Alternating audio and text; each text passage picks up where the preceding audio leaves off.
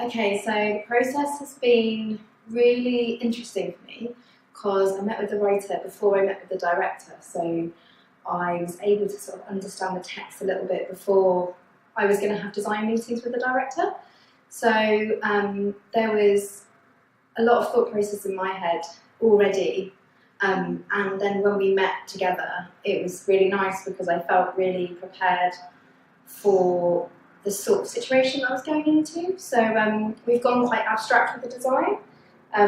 There is quite a lot of different locations that we have to deal with, and so we've gone quite conceptual and we've stripped it right back. There has been kind of quite a lot of conversations about identity and really looking at yourself and not really liking what you see when you look in the mirror. So we decided to use a high shine flooring so that the movement was able to sort of reflect what's happening on the top, and then there's sort of like a surface as well underneath. So the floor is actually like a mirror, but we're doing like a full moon circle in the middle where they're going to do a lot of that mirror work.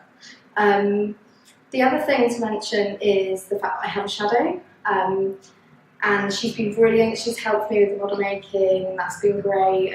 And we've sort of had conversations on Pinterest about this, about that. So that's been really wonderful to involve someone in the visual part of the process. I think that's about it. What are your steps when it comes to design? Okay. When I start, I sort of read it and I have an immediate visual thinking.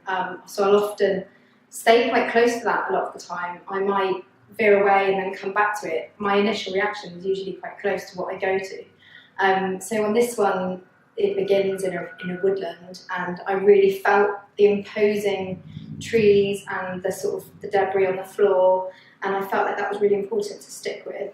The next process was sort of image research, so I just did loads and loads and loads of pictures and just seeing if I can sort of spark anything and develop it further. And I sort of spoke to Stephanie and Alice about that, and that's what Hannah helped me with as well.